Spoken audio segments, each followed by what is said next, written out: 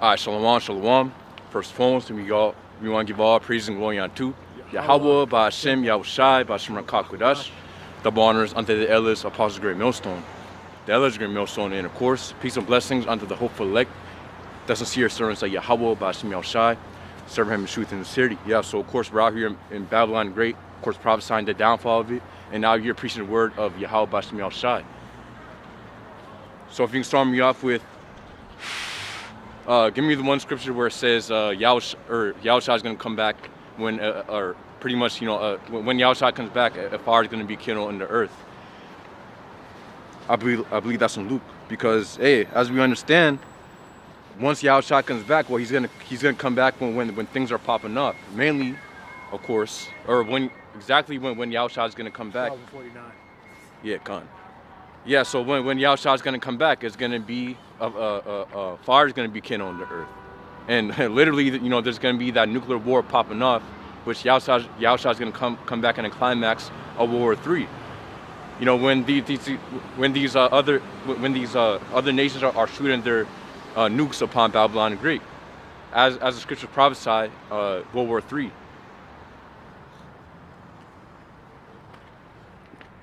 Gone.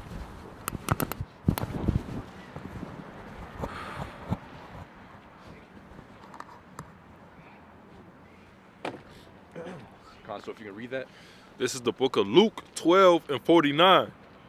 I am come to send fire on the earth, and what will I if it be already kindled? Yeah, so once Yahushua comes back to the world, angrily called Jesus, he's coming back when the fire is going to be kindled on the earth. When Yahushua comes back, it's not going to be at a time of peace. Yahushua is not going to come back to unite everybody. Everybody's going to be joyful and, pretty much waiting for Yahushua's return. Who the world ignorantly called Jesus. Yep. Now, when Yahushua comes back, it's gonna be a day of darkness. It's gonna be a day when things are popping up, because Yahushua is gonna have to have a reason to come back. He's coming back to deliver the elect, to deliver them from what? From ultimately that destruction. For that destruction. And ultimately Yahushua is coming back to take down these other nations and to set up his kingdom over all the nations, and to set up his people over all the nations, man. So that's what Yahushua is coming back to do. But the point is that a fire will be kindled on the earth, meaning things will be happening. Things will be popping up. It's not going to be at a time of peace. Yep. Keep on reading. Verse 50. But I have a baptism to be baptized with. How am I straitened till it be accomplished? Suppose ye that I am come to give peace on earth? I tell you nay, but rather division. Yeah, rather division. So, Yahushua is not coming back to unite all people, man. That right there is a doctrine of Esau. That's doctrine of saying to unite all people, to make all people one. No, Yahushua has made a separation amongst all other nations, man. Yep. When that ultimately Esau doing that because he wants to create that NWO to make a one world religion, to make all people with one another. Ultimately that goes back onto the Tower of Babel. Which Nimrod, he's the one who wanted to do that. But guess what? The Lord wasn't with that, and he struck down Nimrod in that Tower of Babel.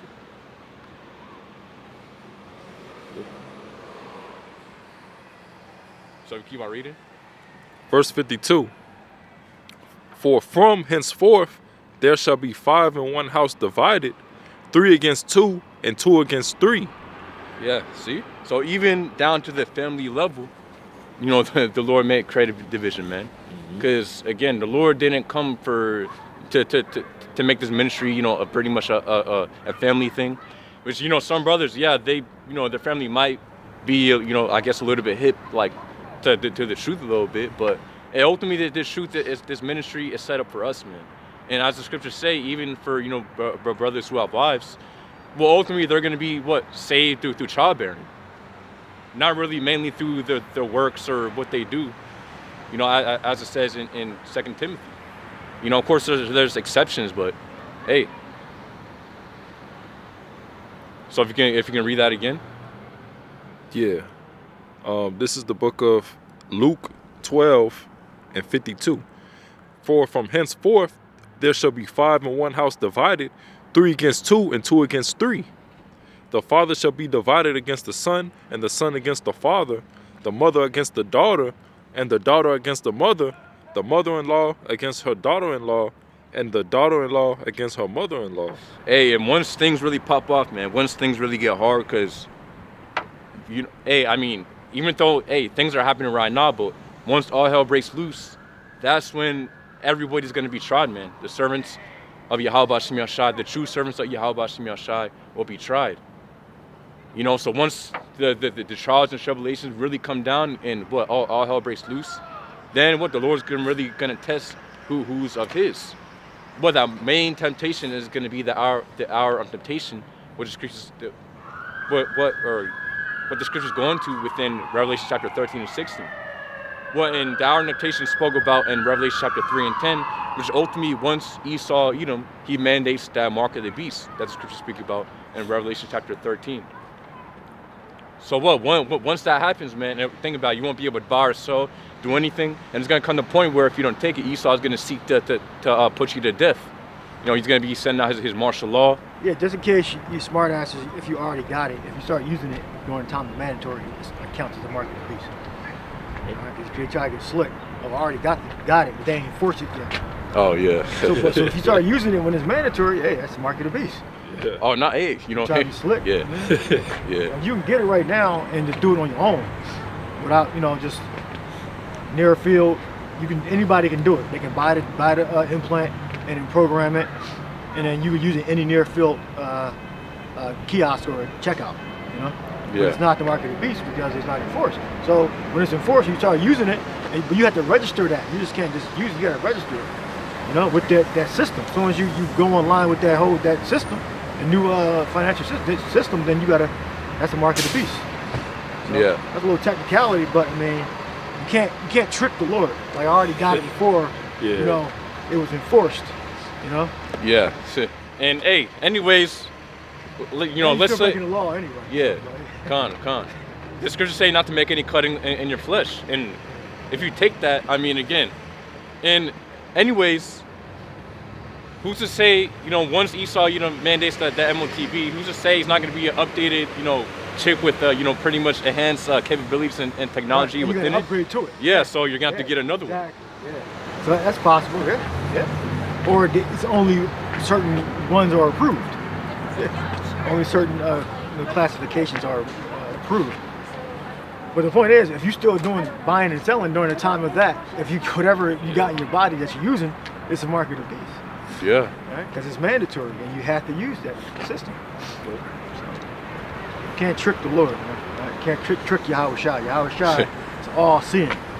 So if you are not of the elect, and you're here in Babylon, America, you're still under the law. You're judged by the law. So the end is you're going to get put to death. Right? That's the ultimate penalty is death. So that's going to be your what you're going to pay is death. Right? If you're of the elect and you're not going to take the implant. You're not going to have the implant in your body. So you're going to be found to be in your proper order. Right, so if you're in your proper order, then you're going to get salvation. Right? So you can't trick Yahweh Shai. Yahweh Shai is all seeing, all knowing, omnipresent, omnipotent. All right? And he made it so that the elect will not get the implant. And that if you're here in Babylon, America, and in the developed nations where you may have access to electricity and radio waves and all that, can penetrate, then you're going to receive that implant. Yeah, con. And hey, and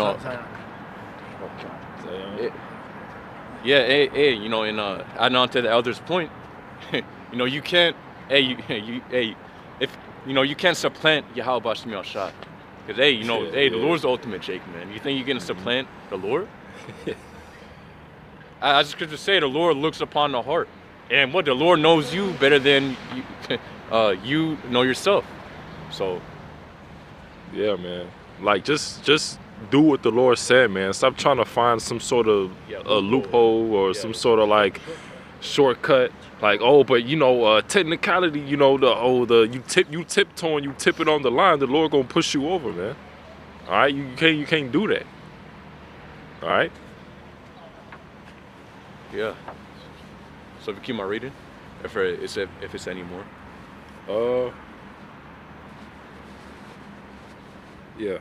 So this is verse 54, and he said, also to the people, when ye see a cloud rise out of the west, straightway ye say, there cometh a shower, and so it is. And when ye see the south wind blow, ye say, there will be heat, and it cometh to pass. Ye hypocrites, ye can discern the face of the sky and of the earth, but how is it that ye do not discern this time? Yeah, and hey, even though a lot of these things are popping up, Jake still doesn't want to get right, man.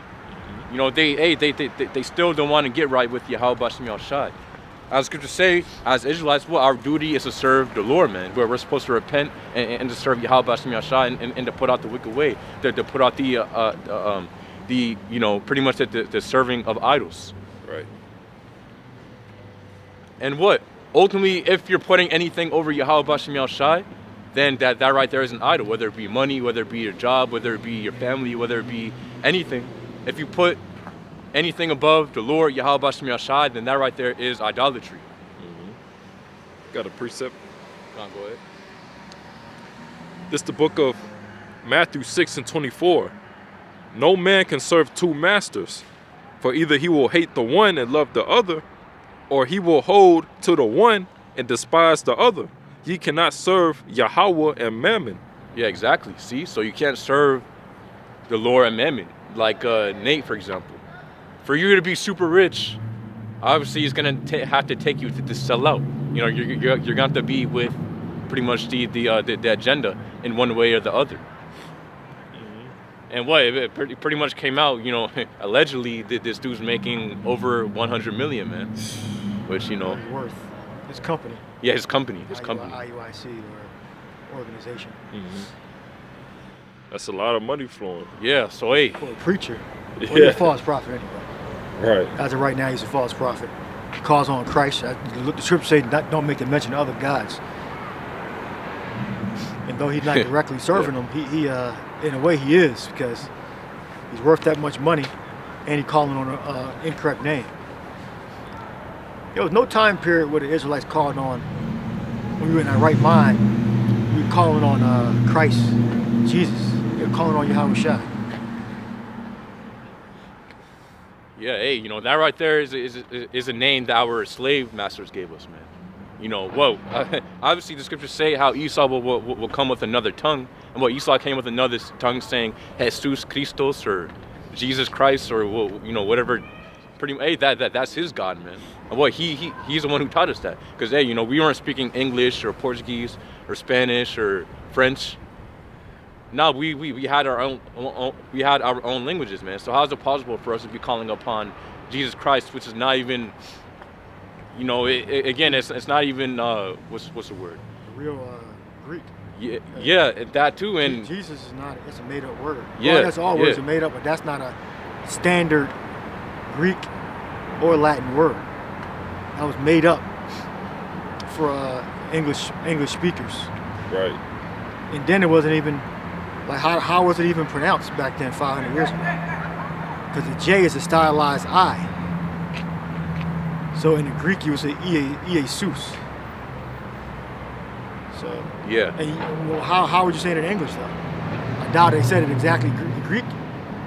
So who knows? They didn't have recorders back then. So yeah. It's pronounced in Greek Iesus. All right. So how would they pronounce it in English? In England, 1611, 1492. How are they pronouncing it? So it just changes with the evolution of the language. That's not the Lord's name. Don't change with the evolution of the languages. All right. It's one Lord and one Messiah. All right. Or one God, one Messiah. It's Yahweh and Yahweh Shai. Yeah, Khan. Yeah, and even what you know, as pretty much the history says, when Christopher Columbus, when he came to the Americas, he had Hebrew interpreters with him. Cristobal Colon in Spanish. Cristobal Colon. You know, that's really his true name, but you know, it got changed though.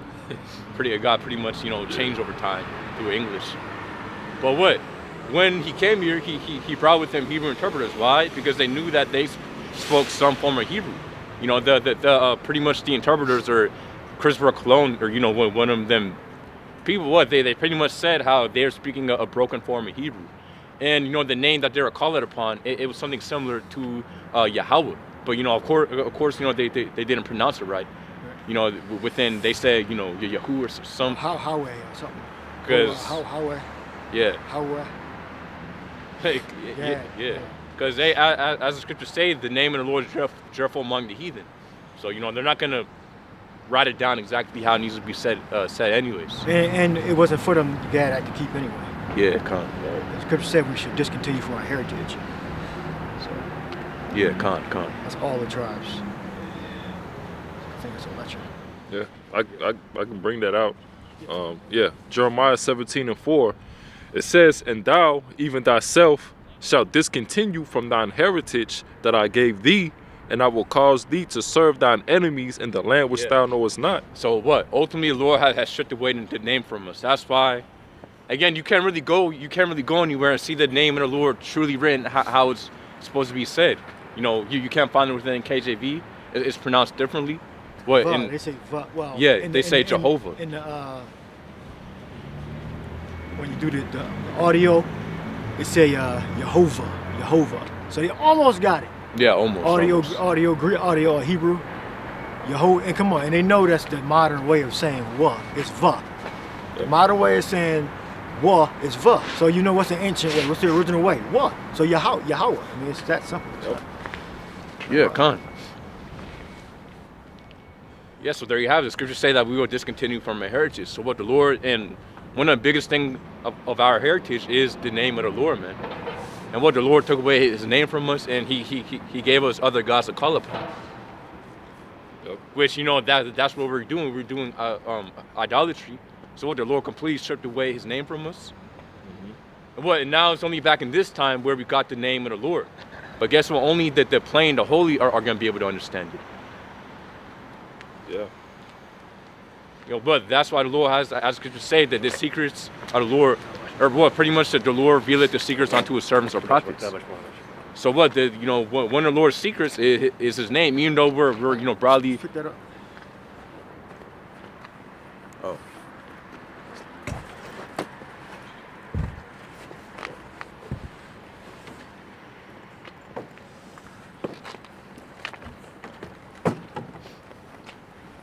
Yeah, Khan, so what? Yahweh Bashem Yahshai, only the elect are going to be able to get it. As it says in Sirach chapter 17:10, the elect shall praise his holy name. So what? That's making a distinction from the rest of the world. And what? The elect, the scriptures didn't say all people will call upon the name of the Lord. The scriptures say, yeah, even though you're going to have some, 2/3 call upon the name of the Lord, guess what? The scriptures say not to only call upon the name of the Lord, but also to do his will. To do what he said to do. I don't know if you guys mentioned dreadful among the heathen. Yeah. That's a good point. I don't know if you guys said it or not, but like you said, like when Moses got the name, right? He went. Remember, the Lord was dealing with just Moses, who was dealing with the children of Israel. When Moses went to Mount Sinai, he said, "What shall I tell the people that is thy name?" And then he went, and the Lord said, "Tell them that my name's Yahweh." And then he went to the people and said that this is in the Lord's name. He didn't go to everybody. He just went to the nation of Israel to tell them the Lord's name. He didn't go to the Egyptians and proclaim, but it's one thing that the other nations know, that our true power is Yahweh Shema Shai, but they have no dealing with him. Yeah, as it says, Allah Shadia, which means demon like power, or it can literally mean Allah Shadia, which Shad means, when you go into the Hebrew, it can also mean to despoil or to destroy. So, literally the power of destruction. Hold on, I got it. The spoiler. The power. Yeah, again, pretty much the power of destruction, man. Because that's exactly what Yahweh Bashem Yahshai was doing to these other nations, to the Egyptians. Well, I mean, before that, he destroyed the world with water. Oh, yeah. Con. I got a precept. Yeah. Hey, so that's why the Lord has that title. Yep. Is Malachi chapter 1 and verse 14. It says, "But cursed be the deceiver which had in his flock a male, and voweth and sacrifice unto the Lord a corrupt thing. For I am a great king, saith Yahweh of hosts, and my name is dreadful among the heathen." Hey, so yeah, there you have it, man. So I mean, hey, that's why, again, hey, you're not gonna see that the heathen call upon the name of the Lord, man. You're only gonna see that the servants of Yahweh Bashem Yahshai doing that.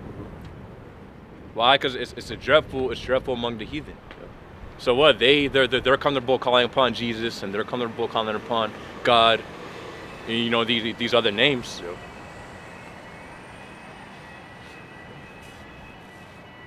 Yeah, because that's the point. Yeah, it was more on Jeremiah 17. Yeah, so this is Jeremiah 17:4, and it says, "And thou, even thyself, shalt discontinue from thine heritage that I gave thee, and I will cause thee to serve thine enemies in the land which thou knowest not. For ye have kindled a fire in mine anger, which shall burn forever." Yeah, exactly. So the reason why we're in the state that we are in is because, well, we went off against Yahweh Shai. Well, we committed idolatry. We stopped serving the Lord, you know, keeping the law, statutes, and commandments. So the Lord gave us onto our enemies. So yeah, this why we're in Babylon Great. This why, you know, what the bulk of slavery happened in 1619. This why the so-called Native Americans, Latinos got overtaken in 1492. Again, that's because of our disobedience. Yep. And what, again, so, you know, we lost our heritage and we lost everything. And what, we're here, or what, pretty much what, we were serving our enemies within the land of captivity. But now it's only coming back, as the scriptures say, it prophesies a 350-year period, where pretty much what, the truth will start coming out again. You know, when Abba Bivens came on the scene, 1969, 1970, when Abba Bivens came on the scene, what, the truth started coming out again. And then, of course, up until our elder apostles and elders on down. The Old Testament and the New Testament, or the New Covenant, the Old Covenant was the writings of the Old Covenant being refreshed in the New Covenant, and using both writings to teach the truth, as Abba Bivens did. It's one of those great acts. All right. And calling us Israelites. Like we're Israelites. Yep. You know, doing that. The church, all they do is they say everybody's a spiritual Israelite, or they have a sacred love for the so-called J's. Well, I love because they're the people of the Bible. They ain't the people of the damn Bible. We the people of the Bible, or the Holy Bible. Excuse me. We're the people, not the gods of the little hats. Right? They're imposters. They're not the children of Israel. The children of Israel are poor and they're scattered throughout the whole earth. And they've been gathered mainly here in the West. And we have a scattering of our people in the different nations. We're the largest nation on the earth, as the scriptures say, as the sand of the sea. All right, amongst the Philippines, Indonesia, China, all right, all over East Europe, West Europe, all over Africa. All right. But our main base was the New World, was North, Central, and South America. But we have a multitude of Israelites all over the Old World also. And I can't quantify the number. It could be 30% scattered or more. It could have been, Lord could have made it so 50% is over here and 50% over there. I don't know. All right, but I know they hid among those nations. And look, our people hid among those nations, and they look like those nations. All right, and sometimes you can see the attributes of them, you know. Amongst the Philippines, amongst Cambodia, Laos, you know, they call those Cambodia, Laos, and another Southeast Asian country, like the niggas of Southeast Asia. Right? They basically like they have the same problems, and they adapt certain degenerate cultures. Same thing Americans adapt, right? Because the whole world look at American so-called blacks, Latinos, Native Americans as the blueprint for, you know, style, culture. That's why everybody on earth, especially Tribe of Judah, imitate Tribe of Judah. Right? Whether how they dress, stupid shit they say and do. You know, they're being super ghetto. I mean, that's all so-called black American export, whether it's in England or the Philippines. All right? And that's one clue of how you know that our people are around in those nations. All right? And they're being called those nations that they're dwelling in. Right? Especially when you hear them speak English, like, okay, this sound like a Jake. Because they imitate so-called black American culture. even if they don't even know they're doing it. Like the music that they listen to, like rap. Now everybody's a damn rapper. Whether you in England, rap didn't come from England. All right? It was Japanese, right? Rap didn't come from Japan. They love Kanye West in Japan. All right? Now, some of them are heathens, but you know, that export, when they imitate the dance, all this dancing shit came from so-called black Americans. All right? They wasn't doing the shit in Japan 50 years ago. And in the Philippines 50 years ago. All right? As soon as Judah started to rise up in the media, they started to be an export. And then everybody started imitating it. All right? Reggaeton, the same shit. All right? Okay, it's from Benjamin and Ephraim, I don't know, Latin tribes. So the salvation is going to be mainly here in Babylon, America, all right? Because that's where the fire is going to come down at. This is where the nuclear fire is going to rain down at. Supreme, total, absolute destruction. All right? And the rest of the world is only going to be minimally hit, or if hit at all. You know, because the scriptures only really talk about two places being hit, which is the land of Israel and Babylon, America. All right? It's going to be completely destroyed. All right? So we'll see, because in the Lord, He has control over the missiles. So if they're shot, even if America shoots what they are going to shoot their missiles, they could turn around and just hit the land of Israel. All right? Or come back right around.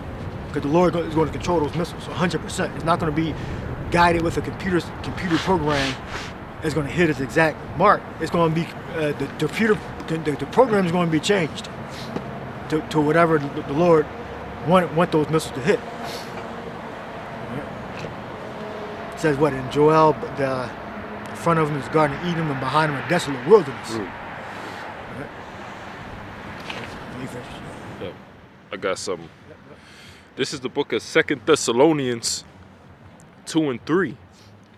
It says, "Let no man deceive you by any means, for that day shall not come, except there come a falling away first, and that man of sin be revealed, the son of perdition, who opposeth and exalteth himself above all that is called Yahweh." Yeah, so he has to be revealed. Yeah, he has to be revealed. Yeah. Con, what does the scriptures say? How we will fall away from our heritage.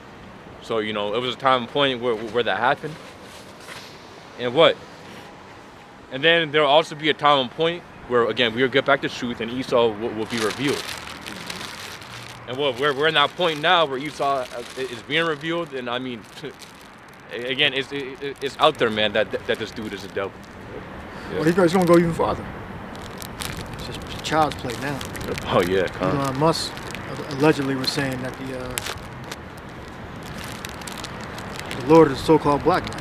I gotta look up the facts on that, but I heard that was he was saying that. Well, when you look at when you look at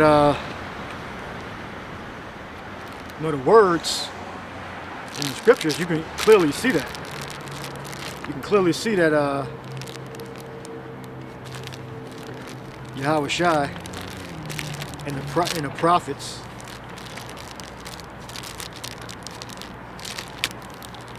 the so-called black people, all right, from the various tribes.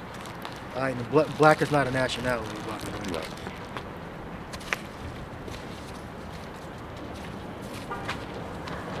So when you look up the precepts, Yahweh Shai, like the brother said, the ultimate Judite. So if Yahweh Shai is the ultimate Judite, then all his sons or his brothers look similar. Yeah. All right. It's not, Yahweh Shai is so-called black man, and the Israelites are all so-called white people, or vice versa. No, they all look similar. You got similar features, right? Similar culture. All right. Are you done with that? It's still some more. 2 Thessalonians 2 and 4. "Who opposeth and exalteth himself above all that is called Yahweh, or that is worshipped, so that he, as Yahweh, sitteth in the temple of Yahweh, showing himself that he is Yahweh. Yeah, and exactly, and many things that Esau is doing, man, especially this new technocracy that he wants to create. Well, he's showing that pretty much he's putting himself to be the most high. What, he wants to completely eliminate all just natural means of living, man. Well, he ultimately what he wants to eliminate all the food sources, pretty much all the natural food sources, and replace it with the artificial food sources. Like Bill Gates, well, obviously he's buying up all the farmland, and what they want to replace it with artificial food, 3D printed lab-grown meat. Also, what they want people to eat insects and instead of using what Yahweh, sustainable. Yeah. Grind them up, put them into a paste. There's a movie called Soylent Green. Came out, I think Charleston Heston was starring. I forget. It was basically, I think it was dead. It was human bodies being processed into these wafers or crackers. Soylent Green, the movie. So they telling you what they want to do. Yep. I believe that was like a movie in the 70s, I think, 70s or 80s, probably the 70s. So that's what they want to do. They want to process sustainable. I don't know how humans are sustainable if you got to feed them and shit. Yeah, eventually you're gonna start dying and shit, man. Yeah. Because if you're gonna be feeding people, and then feeding people bugs, that's not the natural order. But the mad cow disease, I believe when cows eat like meat or some shit like that, that's how you get mad cow disease. When cows eat animal protein, cows ain't supposed to eat animal protein. They're supposed to eat like grass. They get that mad cow disease. You ain't supposed to be eating people. A person's not supposed to eat a person. Eventually they're gonna get sick. But it shows you that in the Book of Eli. Cannibals, had a cannibal scene. Is that a Book of Eli? Yeah, it's a cannibal scene. Yep. Yeah, people they say they want some meat, and they brought the meat out. They had people locked in the basement, I think. There's another movie called People Under the Stairs. Ving Rhames was in it. And it's a 90s movie.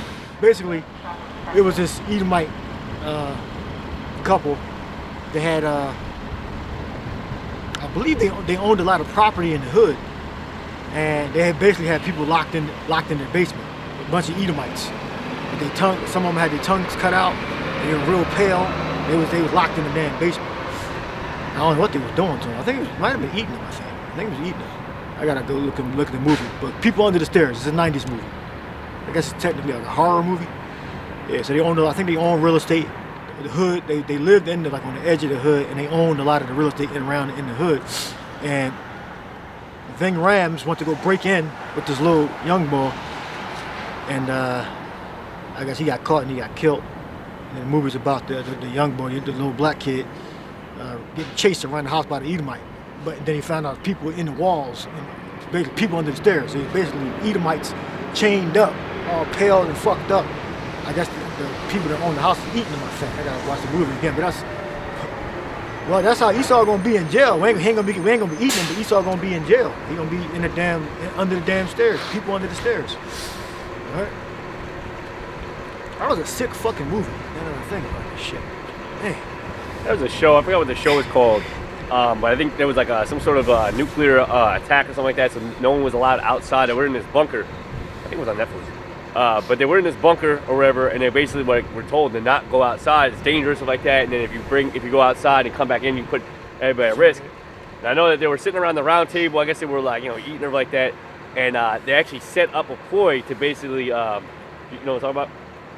Oh. No, because of Mike, So I think they set a ploy to basically pretend that somebody went out. So she basically she had this wand that would detect radiation, and she faked it that person went out, and because she's somebody was out, X, Y, and Z, saying all this stuff, and they're we're gonna go out and I'm gonna figure out who did this. So they go around the table, and they did basically a false negative. I don't know if the bitch slipped something in the person's coat or something like that, but it basically went off, and they're basically it's the person.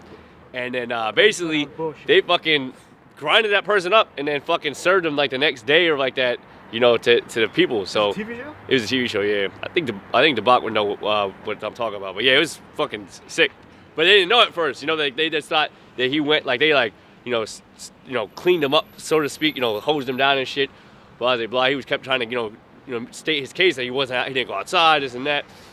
But yeah, they freaking put him through the ringer like that, and then the next day like that they made the food and they were eating it, and then at one point when the dude was eating the food, like he seen something, and one guy's like, I don't care what the one bitch was like, I don't care, this shit tastes good, and was just fucking slopping it up. She didn't care if it was someone dead or not. I believe they had a cannibal scene on Snowpiercer. Oh yeah, Snowpiercer.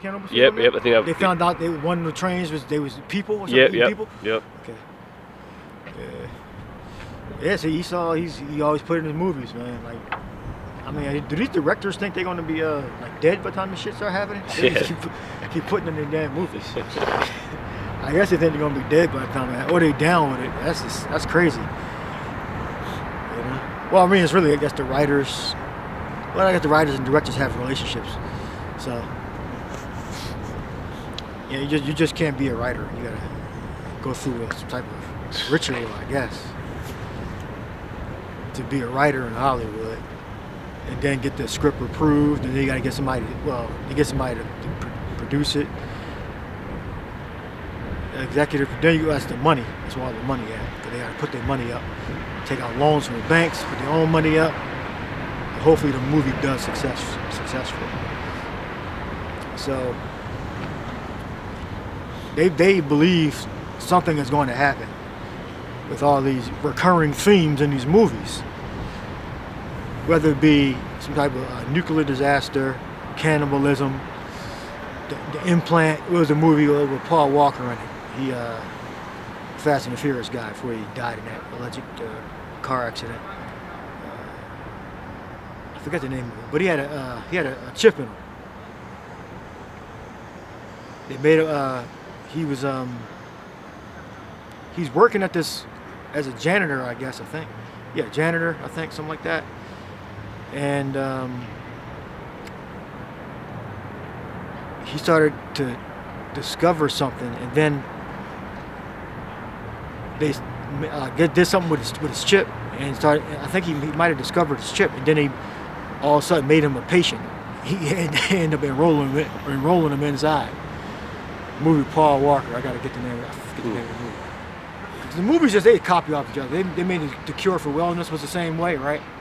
He was going there on an assignment, and then he ended up being a patient. So people use the similar themed in the movies, Yeah, because but the movie with Paul Walker, that was I used the screenshots in a couple of my videos a little while ago. It was a flat chip. Back when they first started to bring out the flat chip that you can actually use now, that movie predates the new flat chip. That movie was the first movie I saw that had a flat chip instead of the regular cylindrical one that they normally would show. That movie with Paul Walker in it. I forget the name of it. Lucifer. No, not Lucifer. Lazarus Project. Oh yeah. The Lazarus Project. All right, that's what it's called. And he discovered he had a chip in it. It was a flat chip. So they come on. How the fuck you? Yeah. How don't you? How is this possible? And then they come out with a damn flat chip, like 20 years later. It's European, obviously, the flat one. They pioneer a lot of the technology. But the Lazarus Project, back from the day, basically. So they's basically keeping him away from his family for some reason. I forget why. I gotta watch the movie again. Then I think he finally escaped, and his wife was waiting for him and shit. It was a happy ending. Like, what? Come on, man. You had a chip in you. You was working there. I think he might have lost his memory. Yeah, so that's a lot of implications there just for that movie. If I'm recalling the events right, like he lost his memory. He worked there, then he became a patient. Like, come on. So that chip could probably do some serious shit to you. Oh, then remember, you gotta comply. Remember, it's going to be a totalitarian system. Yep. It's not going to be just, you get a chip, business as usual. No, it's going to be a reason why you got that chip. It ain't going to be business as usual. Yeah, like you got the choice of like that. Like, you don't, You basically a slave. You ain't gonna have no choice. You're a slave at that point. So they going to tell you to do whatever the hell they tell you to do. You're going to do it. But you got to take shots, the jump shot, whether you gotta be a blue collar worker, like a UPS worker, unloading trucks, burying bodies, whatever they tell you to do. They have the right to organize citizens to conscript you, not just for military use, for labor. All right? You don't got to put a gun in your hand; they can put a shovel in your hand. Conscription is not new. That's not something that's overseas. Remember, it was conscription. It was a draft in Vietnam. Ain't nobody want to fucking sign up. Why the hell they had to have a draft in the '60s? Anybody, they ain't have enough people for the military, so they had to make a draft. So you can't get away from the implant, the everything around the implant. You got to worship. All right? I mean, bow down, kiss the hand, do what the system says. Remember, it says it's going to make an image of the beast, which is the ancient Roman Empire, to make it a new money system, a new identification system for the new Roman Empire, which is America. And you have the different vassal states in Europe. That's the Roman Empire.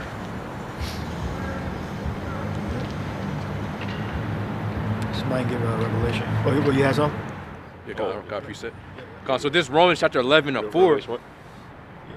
It says, but what saith the answer of the Most High unto him?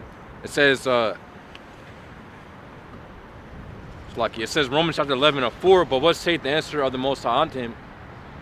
I have reserved to myself 7,000 men who have not bowed the knee to the image of Baal. 7,000 meaning a certain amount of Israelites that was not going to the houses of worship to worship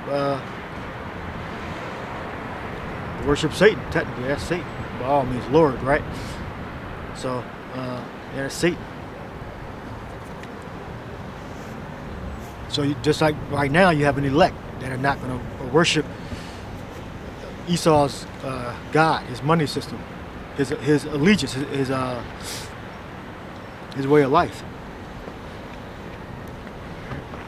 So, in the ancient world, we had to pay tribute. We had to use Roman money, where we can worship our God.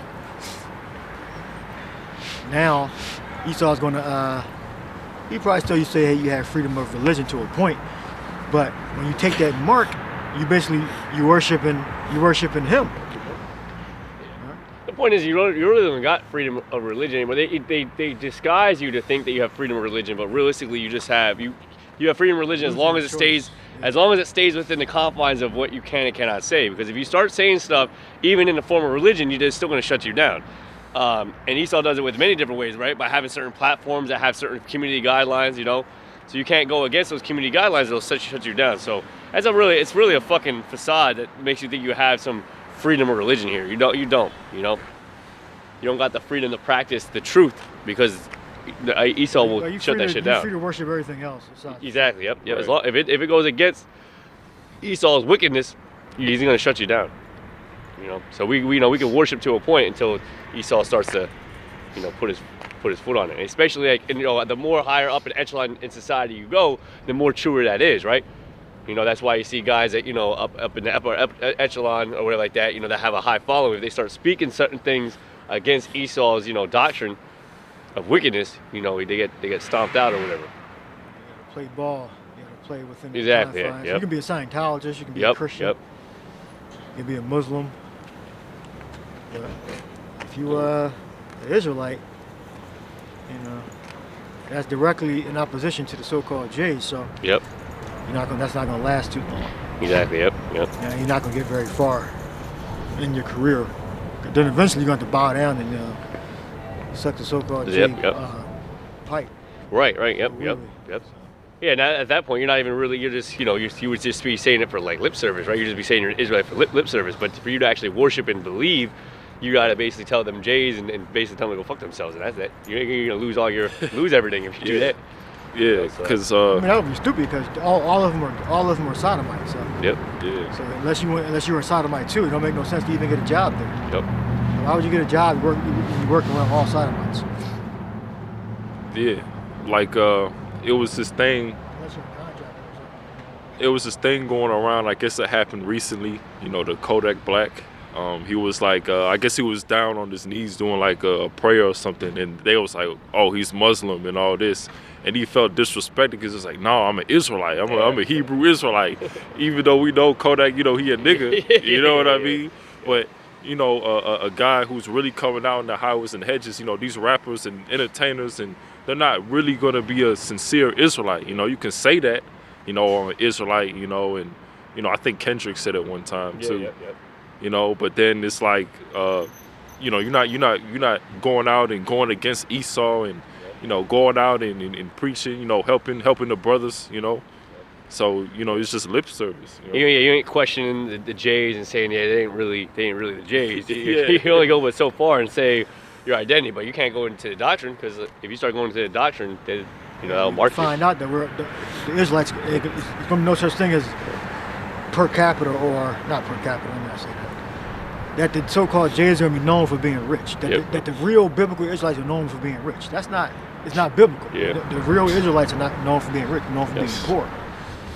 And realistically, you shouldn't care about no damn status, but that's just, unfortunately, the world that, you know, these people, that's why it says you can't put old wine in new wine in old bottles, because a lot of people, they have a foundation of just, you know, doing what they did to get where they're at, and it's like, they ain't really going to throw that all away, but you shouldn't be giving a fuck about no status, no money, none of that. You know, you could take your money and invest it in something and get rid of all that rap image, and you know, you don't have to be out in with all them wicked people and these wicked parties and you know, because you know you putting yourself around stuff you shouldn't be around. You come back and repent and just put all that stuff to the side, because like the scriptures say, can a rich man enter into the kingdom of heaven? It's easier for a camel to go through an eye of a needle. Yeah. Like, we coming out in the highways, the hedges, you know, we're not out on the corner with Jake, you know, hanging out and all that other shit, man. Yeah. Barbecue all right? And shit. Yeah. Yeah. So. Yeah. And this is, you know, like the brother was kind of getting into, you said you want Revelations 18, you said? 13 and 16. I know, like the brother was going into about, like, you know, the people eating each other and stuff like that, and like these different producers kind of going into that. It's because they know the state and quality of people, right? Like after a certain point, these people will go mad, and that's what we're about to soon approach. We're about to soon approach people's losing their shit, losing their mind because of the shit that's happening, right? You know, you just see it across all boards, like, you know, and people's like they're talking about how, you know, suicide rates are all-time high, people got anxiety at all-time high, people got all these like mental disorders at an all-time high. Which, you know, a lot of it's due to people, you know, the diet that people are eating, and then just the things that these people are exposed to, the constant pressures of work and all that, just everything, right? Everything is constantly, you know, psychologically fucking with their minds. So, you know, just couple that with an all-out pandemonium that's about to come, man, these people are going to go mad, man. They're going to go crazy. So, we got that precept. I got it.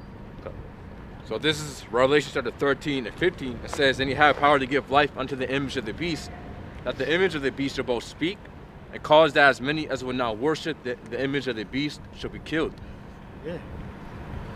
So, yeah, the Roman Empire came back to life in the form of America. All right?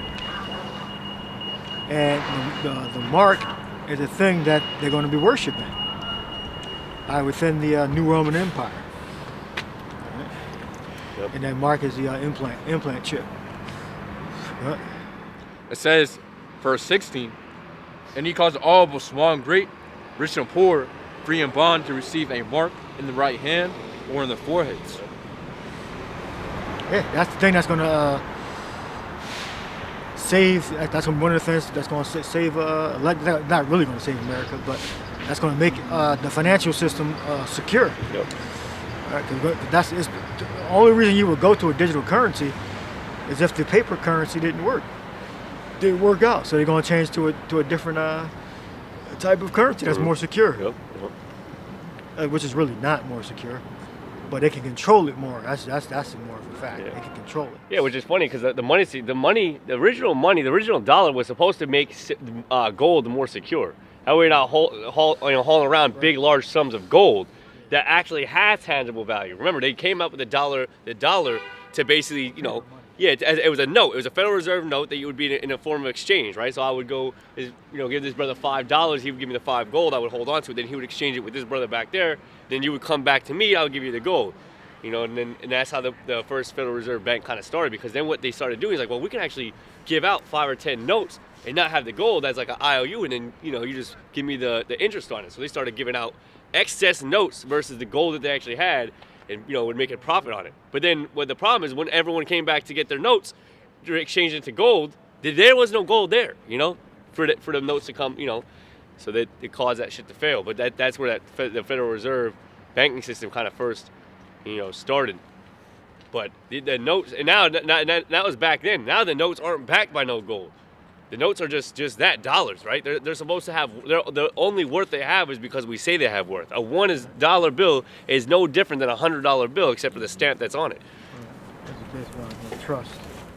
Yeah, yep. System. Yep. So if we say it's for 100, and then all the nations are in on it too, because they agree on this. They agree on the system. That's not backed by gold or silver. Right. Yep. So you have an untangible money system that is going to change into even a more untangible money system, like just digits, right? Just a digital currency. Yeah, that's going to trend. Yeah. So that's what it's going to evolve into. It's going to evolve into. Yep. 100% electronic. And then think about it. Think about how much logistically that takes away from the printing of the money, the exporting of the money, right? How unsecure it is. Like we got these companies that go to these banks like that to support transport this money and all that. There won't be no need for that because they can just type it in the system, boom, boom, boom. People work at the mint. Yep. Every major city has a Federal Reserve, and the Federal Reserve has a mint, I believe, next to it. You take all that stuff out logistically, and now you just you get your paycheck, it's in your chip. You want to spend money, it goes to the person's chip, right? All that stuff goes to a digital currency, and it wires things digitally. It's very easy.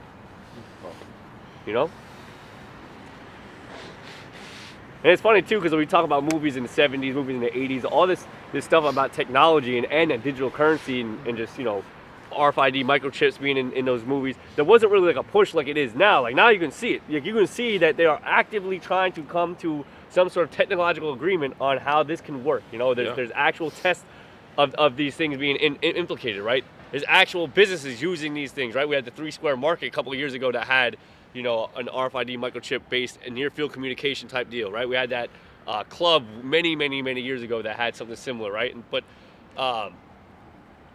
you have tattoo artists that can easily just put that in. You can unlock your phone with the technology is there. It's not sci-fi no more, which is the point, right? Back then you would say like, oh, it's sci-fi. Like no.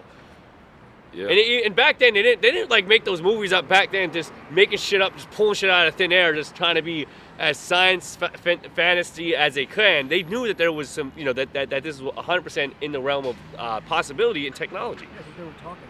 Yeah, they had I forget where this came from, but they basically tell you like a lot of this technology that they bring out is 10 to 20 years old. 20 years old. This technology that they bring out is 20 years old. They've already been, thought of it and all that. And then a lot of this technology, it's already out on a higher scale, but then it starts to be released on more of a for the everyday people. You know what I mean? A lot of things are for the higher echelons, or it's on a mass scale. Now phones are on a very small scale. Look at TVs, right? You go TVs back in the 70s, you only had certain people that had box TVs, and then they switched the box TVs over to LCDs, right? LCD TVs got really popular. LED TVs got really popular.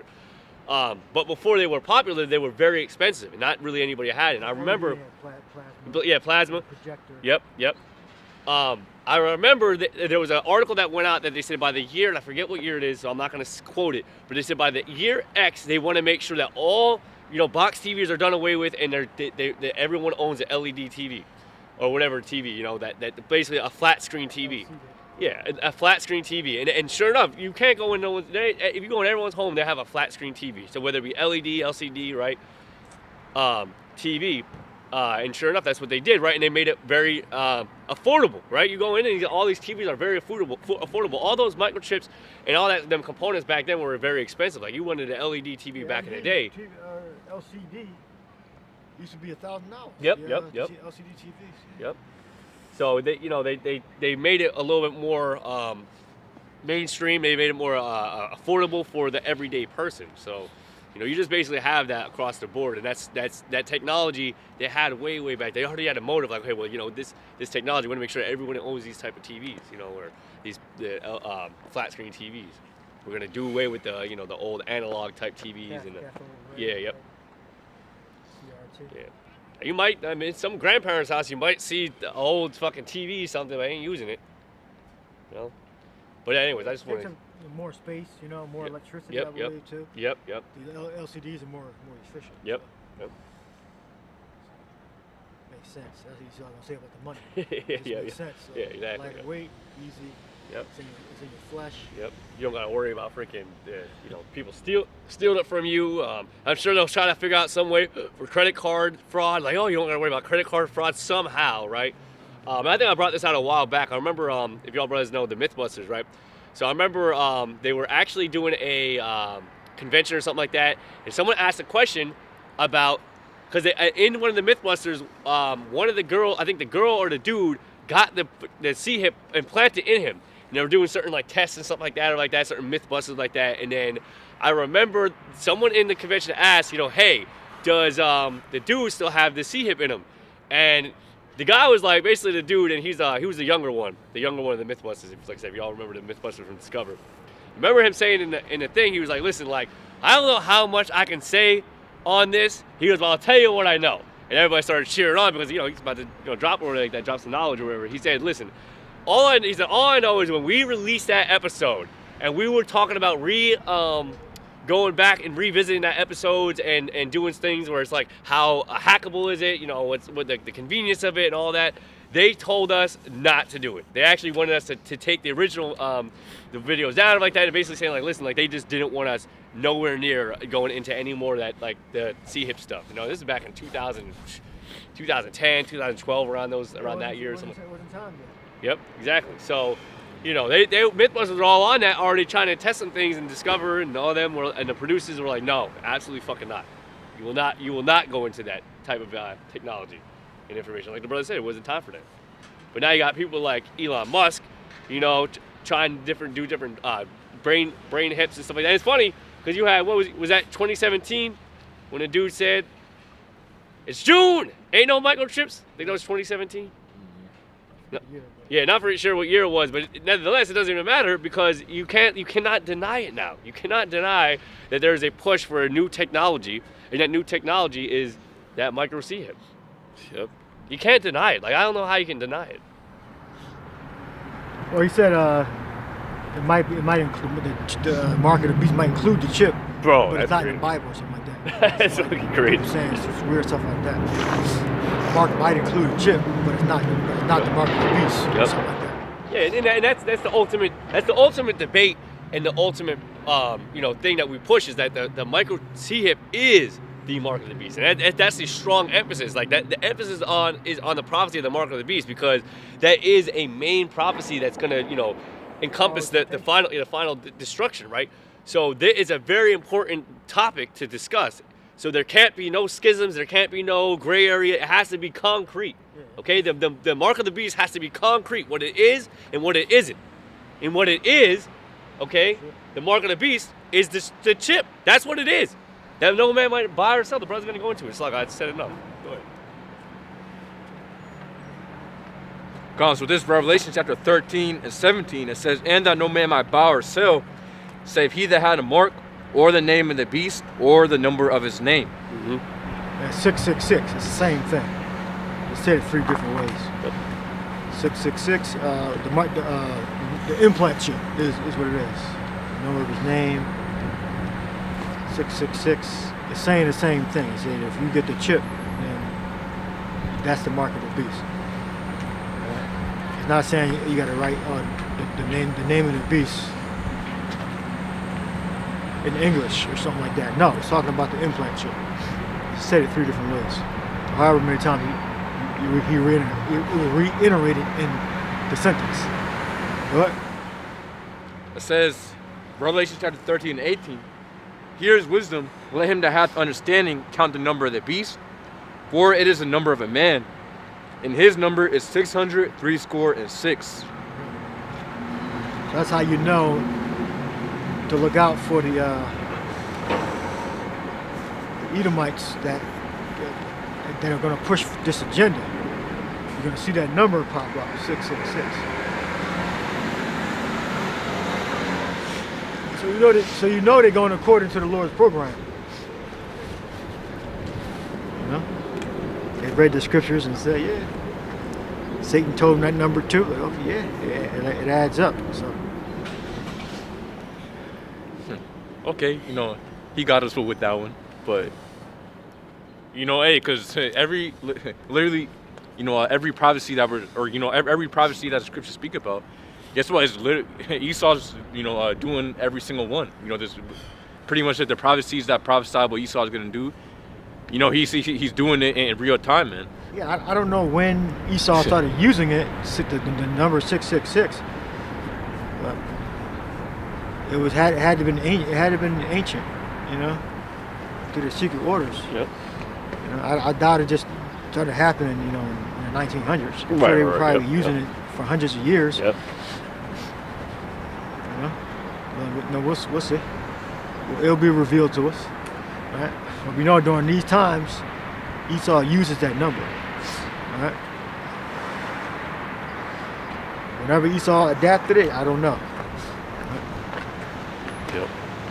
He probably was using it back in like the 1300s. He probably was using it probably before that. Yep. But Esau, when Esau came back into power in the 1300s, it's likely he may have started using it there. Yep. If I do the research, it might go back farther, 1300s.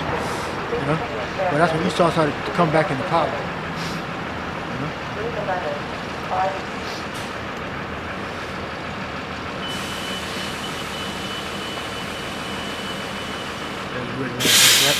Yeah. You go 14.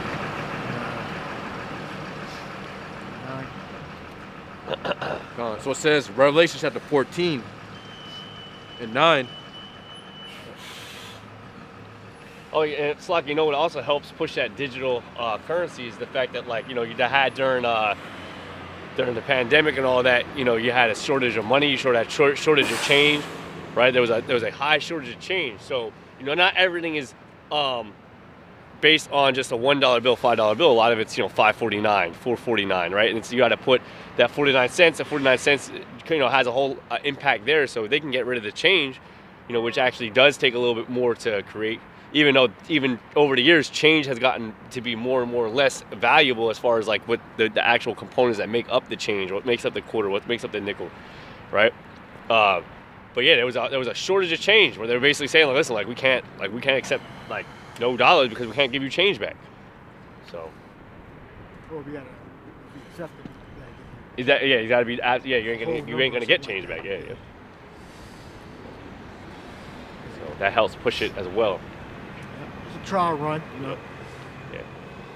Yeah, which also, like I said, goes to show you the logistics side of it, right? Because everything was shut down, it made it hard to freaking, and it's a bullshit they said, but basically because the way things were, there was no way to really get the change out there like that. So logistically speaking, it makes it hard, So they purposely stopped.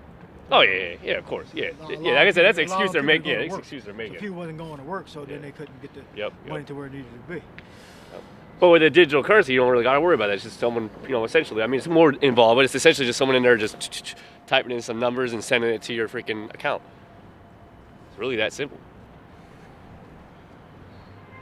Gone. So it says, Revelation chapter 14 and 9, and the third angel followed them, saying with a loud voice, if any man worship the image and if any man worship the beast in his image, and receive his mark in his forehead or in his hand, the same shall drink of the wine of the wrath of the Most High, which is poured out without mixture into the cup of his indignation. Yeah, which is the nuclear fire.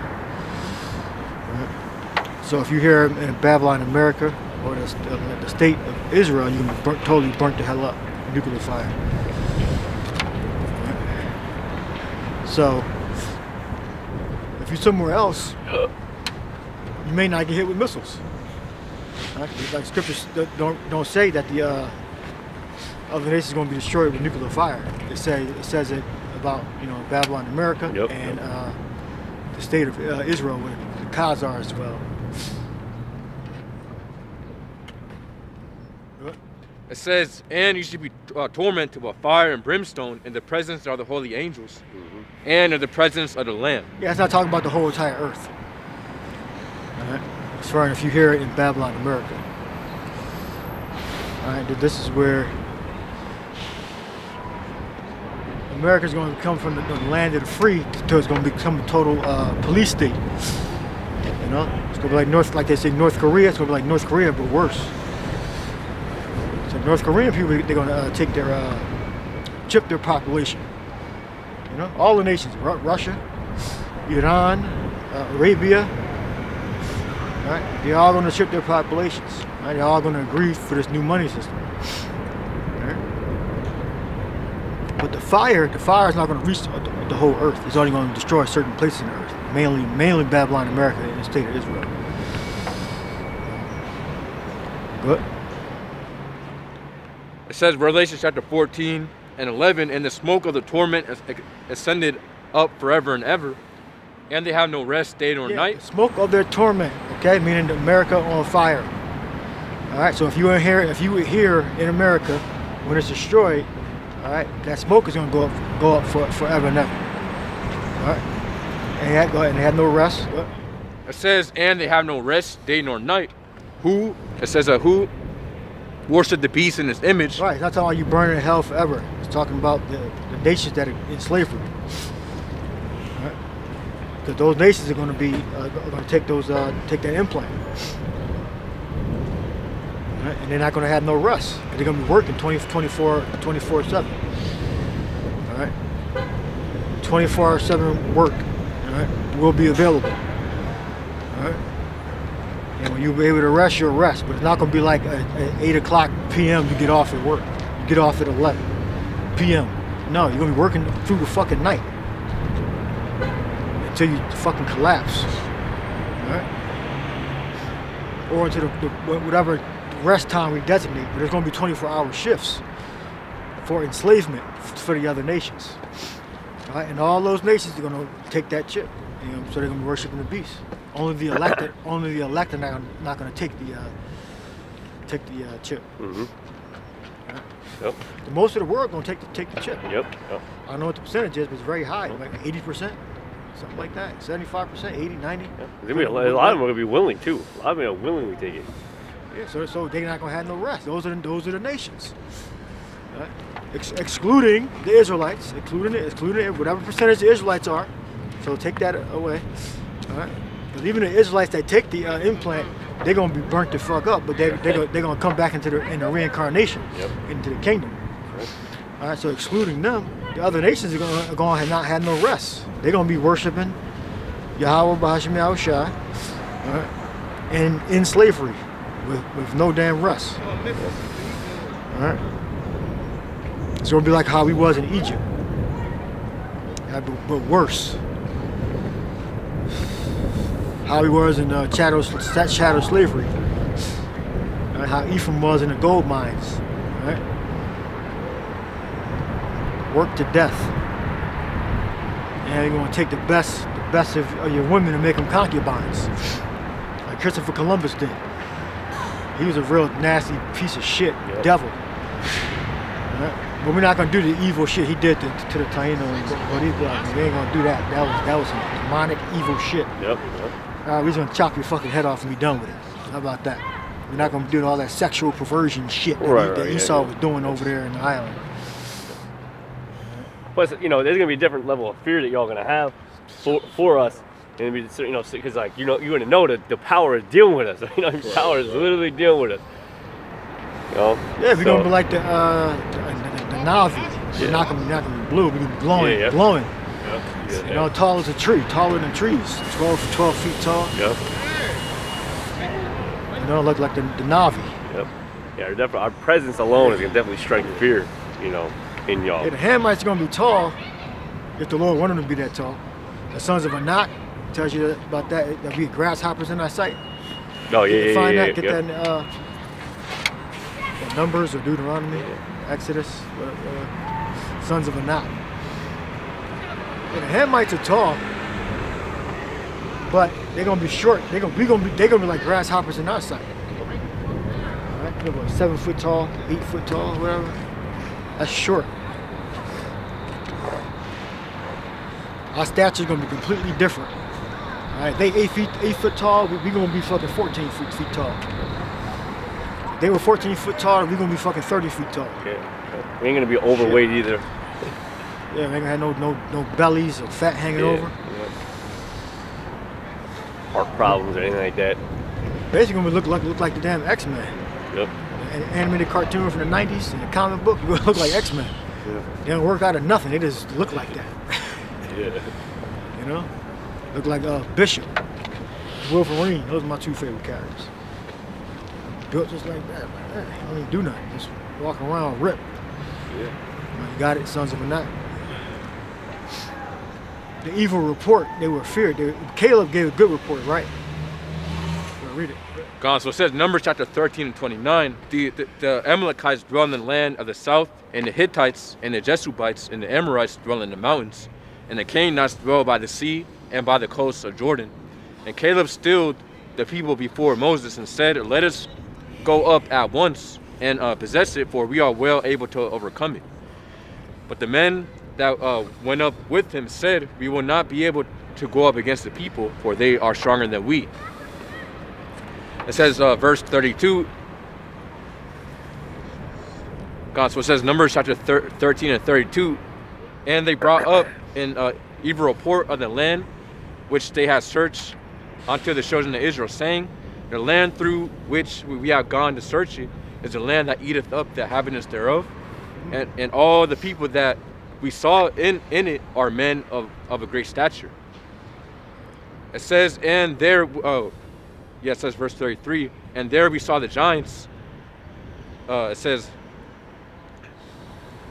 it's lucky, it says Numbers chapter 13 and 33, and there we saw the giants, the sons of Anak, which come of the giants, and we were in our own sight as grasshoppers. Right. And so giants don't necessarily mean that you're like really, really tall. Right. But in this sense, it's referring to that. It's referring that they were men of renown, and that they were really, really tall of stature. All right. So in this sense, it's because it told you that we were as grasshoppers. So it is giving you a size difference. But the word there is probably napash or some variation of that. There, you can look it up. That don't necessarily mean like really tall. All right. Because when you look into the ancient Greek gods, that the word giant goes back to them, and they would come down in the form of the same size of a man. You know, you look up in ancient Greek. I'm sure you can find some literature to differentiate the size, but when you see them being drawn, they're drawn in the same figure size as the humans, the other Hellenes, Greeks. But in this sense, you know, they were men of stature, they were tall. It's funny because in God of War they said that, and that was directly in reference to the Greek, what was that? The Greek freaking lore, or like that. Basically, the dude Atreus, which was God, Kratos' son, was saying something about giants and about how like all the giants something. He's like, and Kratos basically said like, listen, giants weren't, you know, they were normal people just like us. Talking about basically the Greek lore, you know. So like what the brothers say, like when it comes to Greek, the Greek giant, you know, just meant. They said that renowned, famous. Yeah. Right. But you know, the stature is dependent upon the context. Right. Right. Gone. So it says, so it says, and we were in our own sight as grasshoppers. So we were in their sight. Yeah, so the Hebrew word for giants is it says napayal. Naphtali, which goes back onto the Nephilim, I guess. Yeah. Naphtali. That's the word I'm Naphtali. Yeah. So renown. So these men were, and it makes sense too that the men of renown were large men, tall, strong men. So that makes sense. But in the sense of being like the mythical, modern day, 20 feet tall, 25 feet tall giants, no. Just per cap, I don't like to use the word per capita. It's like you have certain African tribes that are really tall. Like you take the average of them, most of them are over this height, even the women. Yeah. So that's how the sons of Anak were. Because you mentioned that they were like grasshoppers. So that family within the Canaanites were they were really a really tall family as grasshoppers, the sons of Anak. It don't mean every single one of them were the Canaanites. It just means the certain family had a very tall stature, and they were renowned for being famous in war. So yeah, they peeped him. You saw him. You say you walk past, saw this dude. Oh shit! Must be the sons of Anak we're hearing about. God, so I got some. And they had to trade. The Canaanites had to trade with the Egyptians then, because stories had to, go from the land of Canaan to Egypt, where our ancestors were in slavery, for them to even know about the sons of Anak. Or he might have overheard conversations, identified themselves as the sons of Anak, when he saw their stature, because how would he say, oh, and he saw the sons of Anak there. You can't fight these people, really. So they went to go spy out the land, see if they could take it.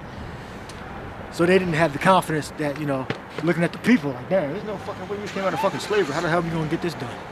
And it wasn't a bunch of so-called white boys, all right, that was over there doing that. They're going to spy out the land of Canaan and come back with an evil and a good report. There wasn't no damn Edomites, all right? Those are so-called blacks, Latinos, Native Americans, before we got those terms, those names. All right? With the sons of what? It was one man from each tribe or something like that. One prince from each tribe.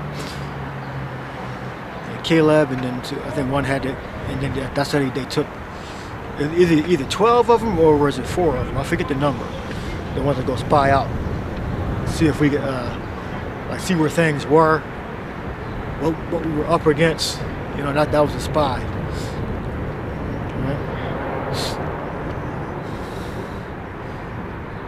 And that proves that the Israelites were not so-called white people. So how the hell did they spy out the land? And they were the only white boys in there. Everybody else was like tall, and black as hell. Canaanites, Philistines. And like Philistines are come from the Egyptians, and the Canaanites come from Ham.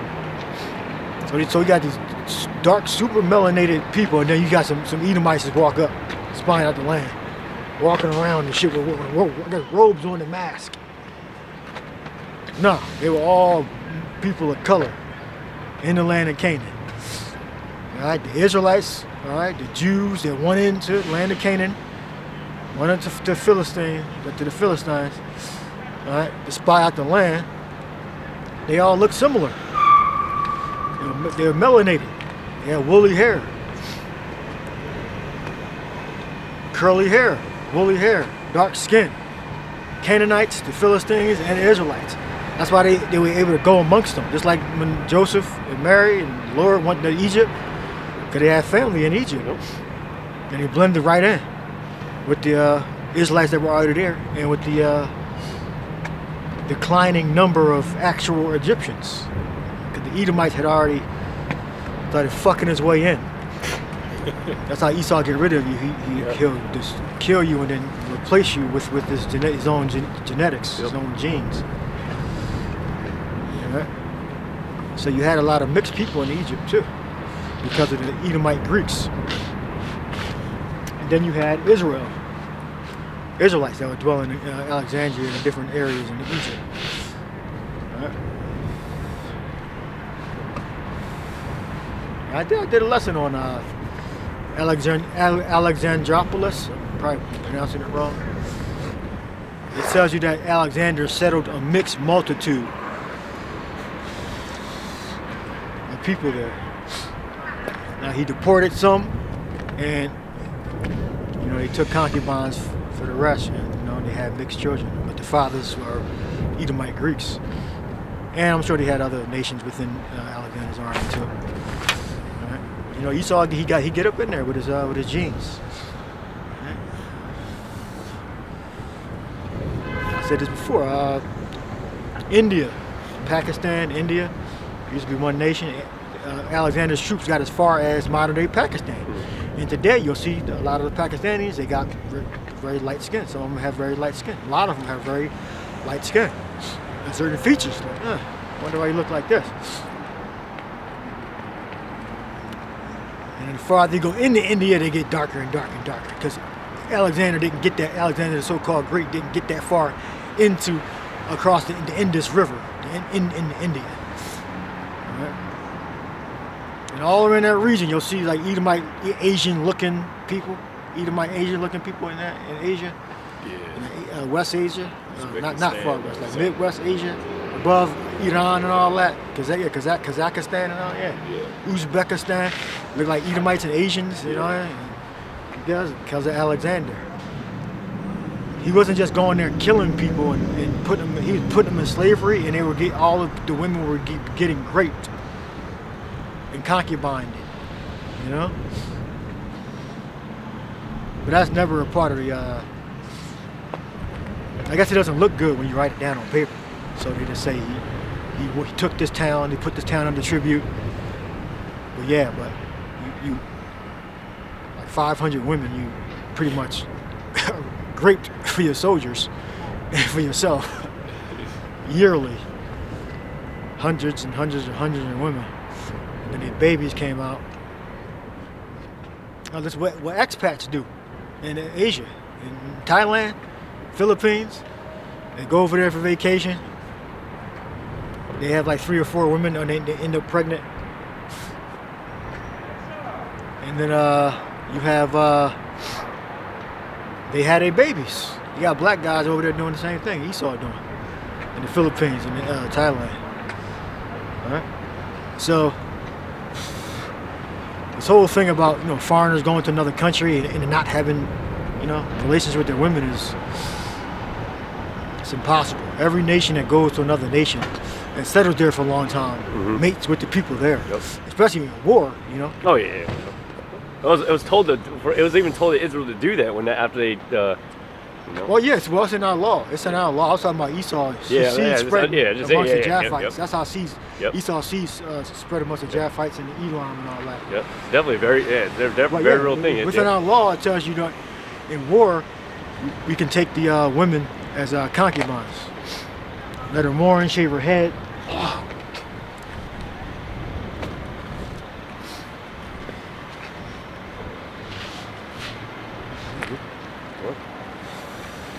Give me the tares and the wheat. We'll end it on there. Tares and the wheat parable. See, I know they sowed good seed. So give me the whole parable. End it there. The good seed of the children of the kingdom. Spoiler right there. You got it? Yeah. Go read it. All right. This is Matthew 13:24. Another parable put he forth unto them, saying, the kingdom of heaven is likened. Matthew 13:24. Another parable put he forth unto them, saying, the kingdom of heaven is likened unto a man which sowed good seed in his field.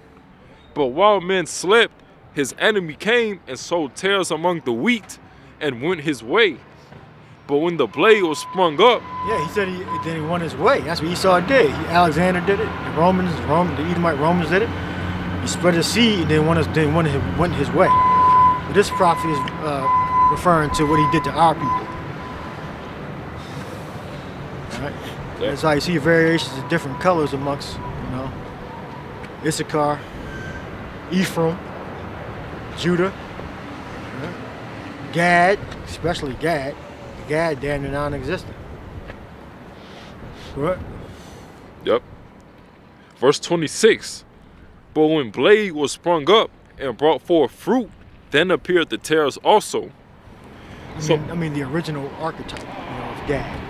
Because Gad is spread amongst Judah. And they had their own, gatherings over there in the Midwest. I think that's where the highest population of Gad is. I think it's in the Midwest.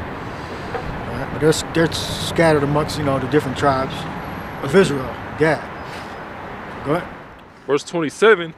So the servants of the householder came and said unto him, Sir, didst not thou sow good seed in thy field? From whence when hath it tares? Or from whence then hath it tares? Look about tares. Go ahead. Verse 28. He said unto them, An enemy hath done this. The servant said unto him, Wilt thou then that we go and gather them up?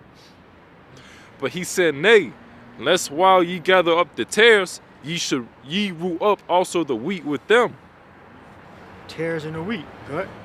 Verse 30. Let both grow together until the harvest. Yeah, you got our people amongst the so-called Jays. Amongst the regular Edomites that think they're different from the so-called Jays. You got these Edomites. No, the Jays are your leaders. But you gotta suck him off to get ahead though.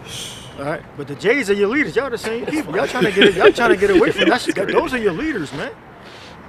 Amalek is they're your leaders. They're not the different variation of white. No, y'all Edomites, man. That made up this term white in 1681, which is the same year that Pennsylvania was founded, I believe. 1681. Then y'all started calling yourself Edomites in 1681. All right. So y'all the same people. Oh, they're not really white. Get the fuck out of here. What the hell are they? They're not really white. All right. That's y'all all call yourselves white. Y'all do the three archetypes, right? The three phenotypes, right? You say Asian, white, and black. That's the shit they made up. So so-called Jays are the white archetype, or Caucasoid, or whatever the name y'all use. All right, I'm the Negro, or whatever, and then the Asiatic, and then every other race is somewhere in between. That's the science that they use. And so if you're not one of the three, you're a variation of the three. All right, so y'all just like the so-called Jays, the regular so-called whites and you Jay so-called whites. They're the same damn people. Yep. Esau. All right. Yep. Esau, Edom. Yep. Yeah, just like you go to freaking like the Arab lands and stuff like that, Elam, damn. Ishmael, Elam. Yeah, Ishmael. Yeah, Ishmael's a very they're in those lands, those areas of the Middle East, but that's mainly all Elam or Ishmael. But there's different Yeah, you got color, different variation. Like the king of Arabia. Yep. You look a light skin, like an Ephraimite or something, or a black dude. The thing is Esau's just in his power seat, so he's basically all over the fucking place. Esau, they just want to make it seem like Esau only in America. No, Esau all over the world, man. Esau Edom has a foothold in all look parts up of the world. the king of Lebanon. Look up the king of Lebanon. Now finish reading that. And look up the king of Lebanon. One of his daughters. They look like fucking Edomites and shit. That's on their mother's side because they could be Edomites too, but it's on their mother's side because they take concubines. Right. You keep getting marrying women and having babies, and you're gonna start looking like Edomites. They got the nose,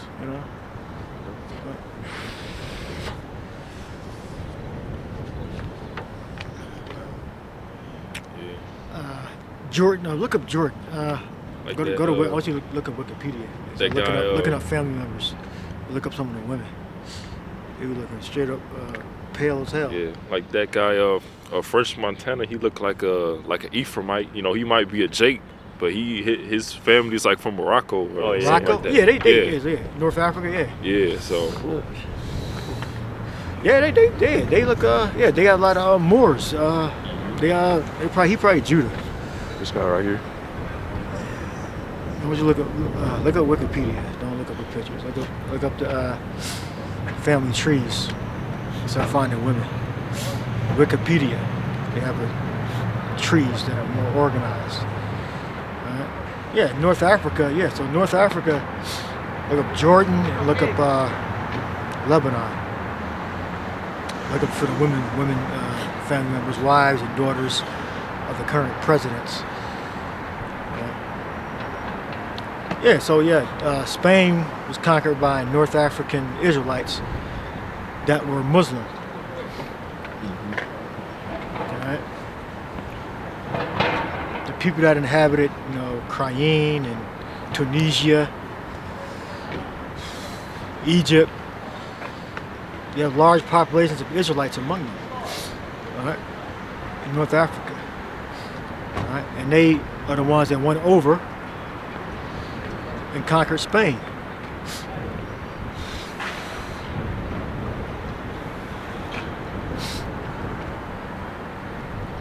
And hence a lot of Europe on that end. So the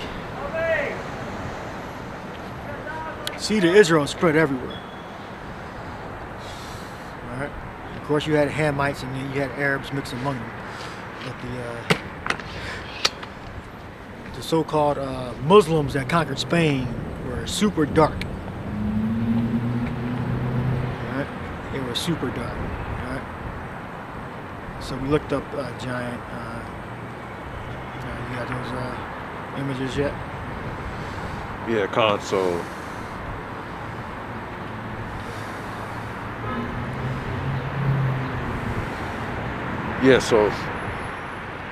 So you have his issues, and then Who we looking at?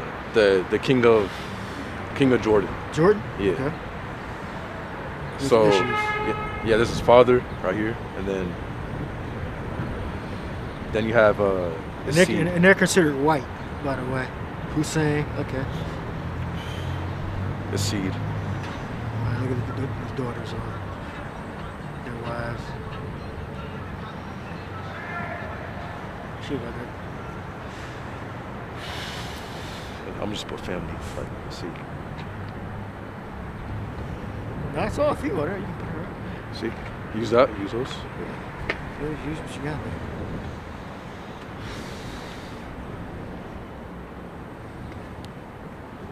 Look up Lebanon. Look up the king of Lebanon. Look at his issues.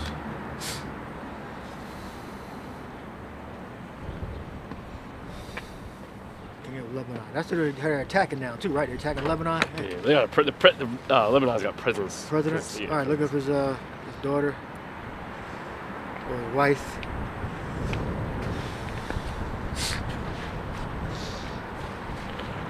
They don't look like your typical dark-skinned, medium brown-skinned Arabs. They got Edomites in their bloodline.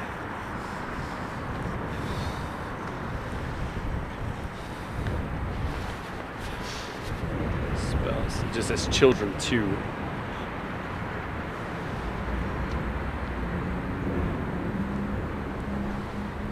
Yeah, actually, it says the king of Jordan, his wife, Queen Noor, is from Washington, D.C. I'm not sure if she has, like, No, she probably Edomite. Oh, okay. Well, she might be. She might have been born in. Yeah, she probably was born in America. They send their children off to. Can you click on her and see who she is or no?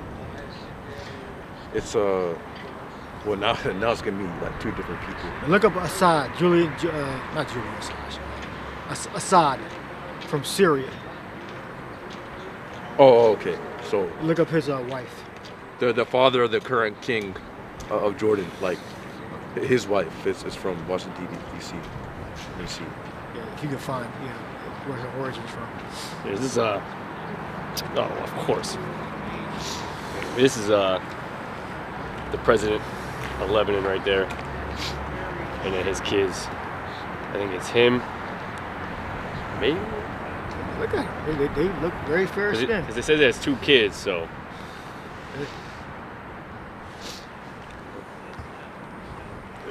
Yeah, this is her. That seemed like father Well, if you look at from the president of Lebanon's father, he's from Texas too, but Yeah, because You know, his they name. educated Yeah. in America okay, or Britain. yeah. That's how they get their education. So they can be a part of the system, know how the system works and all that. They won't be out of the loop, so to speak. So they know how to do business with Western countries. So they get educated in America. So go ahead, read it. Read her name and put their picture up. Gone. So Hussein of Jordan. Go right here. Yeah, this is the former king. This is the former king of Jordan. And then this was his wife, which she's from Washington D.C. as What's well her- as what's her name? Read her name. father. Oh yeah, wife is Noor Queen, the Wager of Jordan. Nora. Queen Noor. And then her father, also born in the U.S. in Texas, Najib-E Halabi. So there you have it. Do you have anybody you want to show? no, I just that one picture I showed. Okay. All right. Yeah. When you do your research, you'll see. In that region. Very fair skin, which is like Lebanon, Jordan, Syria. Probably in Iran too. You'll see very fair-skinned people within their family line, and in Saudi Arabia too, because they have Edomites as concubines. Yeah, but their biblical nationality is still what it is. Yeah. Whether their they're father's side. Ishmael or, Yeah. or it's like Esau. Esau scattered around. You got your Russians, you got your Polish people, but all Edomites, man. With Israel, sprinkled and scattered within, but the majority of these countries that are predominantly, so-called white-looking, that's Edomites, man. Is Esau and just another sect. Just Esau using a lot of his America, Babylon. It was basically like in the old ancient time, like Rome, right? As Rome spread out and spread its bullshit across all the nations and stuff. Yeah, exactly. Yeah. When Esau was conquering exactly. countries in Europe, he's spreading the sea. Exactly. Yep. Planting everywhere out. Now Esau was, the Romans and the Rome and all that. That's basically the same thing with America and Esau and America, right? Esau uses his home area, America and Israel, right, as the footholds of himself. But then he's conquered throughout, whatever, and he continues to conquer the other nations as well, or somehow put his foothold in these other nations, right? Some way or another, right? With having his foothold in Israel's lands, right? Like the Israelites' lands, like the so-called Mexicans and so-called Puerto Ricans and all that. Like some way or another, Esau's up in there. Break down the parable. Check, see. Okay.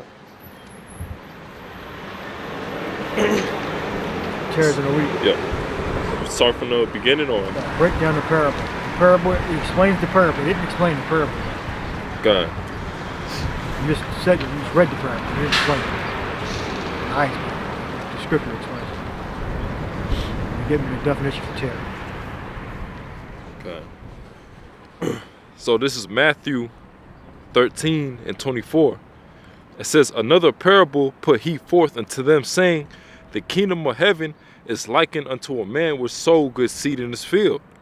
But while men slept, his enemy came and sowed tares among the wheat and went his way. Verse 26. But when the blade was sprung up and brought forth fruit, then appeared the tares also. Yeah. So like we was going into. No, it explains itself. The scripture Okay. explains itself. You gotta keep reading. Yep. Verse 27. So the servants of the householder came and said unto him, Sir, dost not thou sow good seed in thy field? From whence hath it tares? From whence then hath it tares?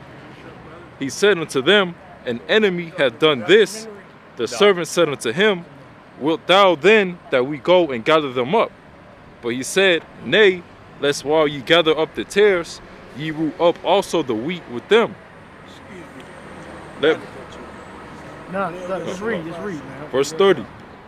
Let both grow together until the harvest, and in the time of harvest I will say to the reapers, Gather ye together first the tares, and bind them in bundles to burn them, but gather the wheat into my barn.